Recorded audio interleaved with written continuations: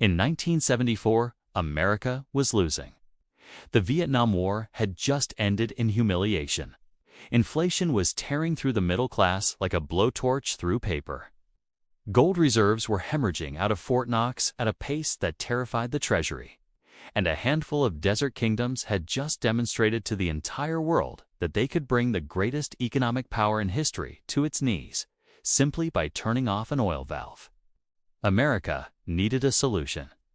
What they engineered instead was the single greatest financial extraction mechanism ever constructed in human history.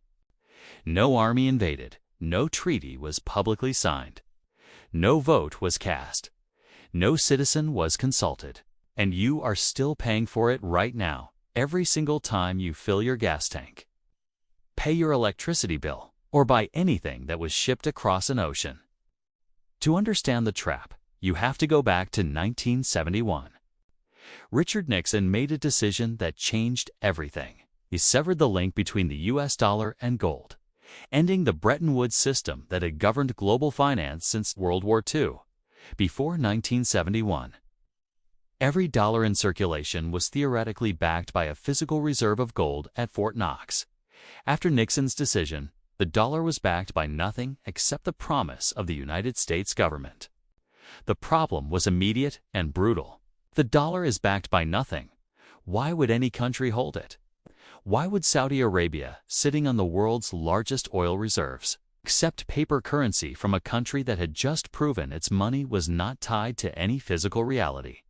The dollar needed a new anchor. Henry Kissinger and Treasury Secretary William Simon flew to Riyadh in 1974 with an offer the Saudi royal family could not refuse. The arrangement was surgical in its simplicity. Saudi Arabia would price all of its oil, every single barrel, exclusively in US dollars. No euros, no gold, no alternative currencies. Dollars only. In exchange, America would provide full military protection for the House of Saud. American weapons, American training, American guarantees. The regime that controlled the Arabian Peninsula would be untouchable, no matter what it did to its own people, no matter how it governed, no matter what human rights organizations said in Geneva. The other OPEC nations fell into line within months. Kuwait, the UAE, Qatar, Iraq, all pricing oil in dollars. Overnight, without a single public announcement, without a single congressional hearing, without a single newspaper headline, the US dollar became the mandatory toll booth for every energy transaction on the surface of the planet. Here is what this actually means in mechanical terms. Every country on Earth that needs to buy oil, which is every country on Earth, must first acquire US dollars to do so. Brazil cannot pay for Saudi oil in Brazilian reais. Japan cannot pay in yen. Germany cannot pay in euros. They must convert their currency into dollars first. To maintain that conversion capacity, every nation must hold substantial dollar reserves at all times. To accumulate those dollar reserves, they must either export goods and services to the United States or borrow dollars from American financial institutions. Either pathway drains wealth toward the center of the system. America essentially installed an invisible taxation mechanism on every barrel of oil purchased anywhere in the world, collected not at a customs office, not by an auditor, but through the structural architecture of global currency demand. The technical term economists use is seigniorage, the profit a currency issuer makes simply from the act of issuing currency that others are forced to use. The accurate term is extraction on a planetary scale. Think about what this means for American fiscal power. When a normal country runs a trade deficit, importing significantly more than it exports, its currency collapses. Investors lose confidence. The International Monetary Fund arrives with conditions. Austerity measures are imposed. The population suffers. This happened to Argentina in 2001. It happened to Thailand in 1997.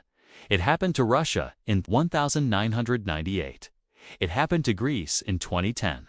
It has never happened to the United States. America has run a continuous trade deficit for decades. It imports trillions more than it exports. By every conventional economic model, the dollar should have collapsed 40 years ago. It did not collapse because America does not need to balance its books. It prints dollars. The world is structurally forced to absorb those dollars because without dollars, you cannot buy oil. Without oil, your industrial economy stops functioning within weeks. The entire productive output of the global economy became collateral for American monetary policy. Now here is where the system becomes self-reinforcing in a way that is almost elegant in its ruthlessness. Those petrodollars flowing into Saudi Arabia, Kuwait, and the UAE do not sit in desert vaults. They get recycled. Saudi Arabia purchases U.S. Treasury bonds directly financing American government debt. It buys American weapons systems directly financing the American defense industry. It invests in American real estate, American corporations, American financial instruments. The money leaves America, purchases oil, and returns to America as investment capital, which funds the American military, which protects the oil kingdoms, which keep pricing oil in dollars, which forces the world to hold dollars, which funds American debt, which funds the American military. It is a perfect, self-sustaining loop. A thermodynamic, perpetual motion machine for wealth transfer, except it works because it is built on coercion, not physics. Every American president since Nixon has defended this architecture with military force when necessary. The Carter Doctrine of 1980 stated explicitly in public, on the record, that any attempt by any outside force to seize control of the Persian Gulf region would be repelled by any means necessary, including military force. This was not framed as protecting democracy. It was framed as protecting access to oil. Desert Storm in 1991 was not primarily about liberating Kuwait. It was about ensuring Kuwaiti oil continued flowing through a dollar-denominated system. The Iraq War in 2003 was not about weapons of mass destruction, which were never found. Saddam Hussein had announced in November 2000 that Iraq would begin accepting euros for its oil exports under the UN Oil for Food program. He became the first OPEC leader to publicly break from dollar pricing. He was removed from power and executed 3 years later. Muammar Gaddafi went further.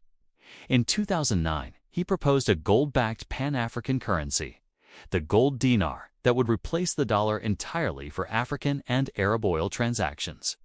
He spent years building consensus among African Union members. By 2011, he had significant support. By October 2011, he was dead in a drainage ditch outside Sirte.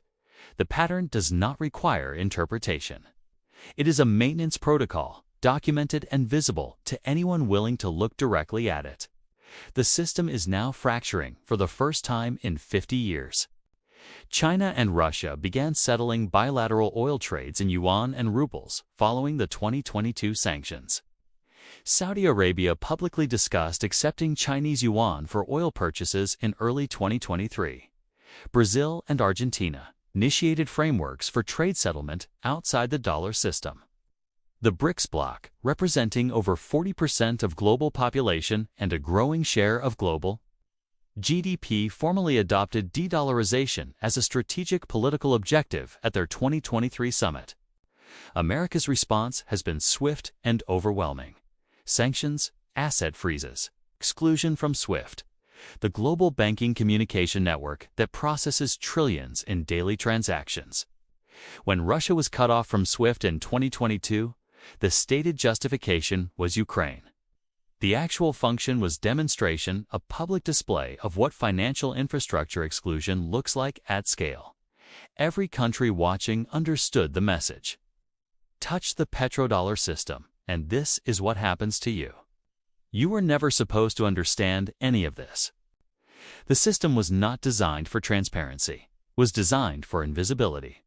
The most efficient tax in history is the one that taxpayer never identifies, not collected by an auditor at your door, but embedded in the mechanical structure of a global financial order, quietly, assembled in hotel rooms in Riyadh and Washington 50 years ago.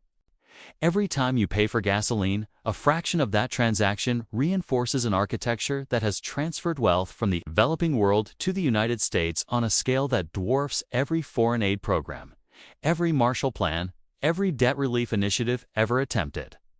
The petrodollar is not a conspiracy theory.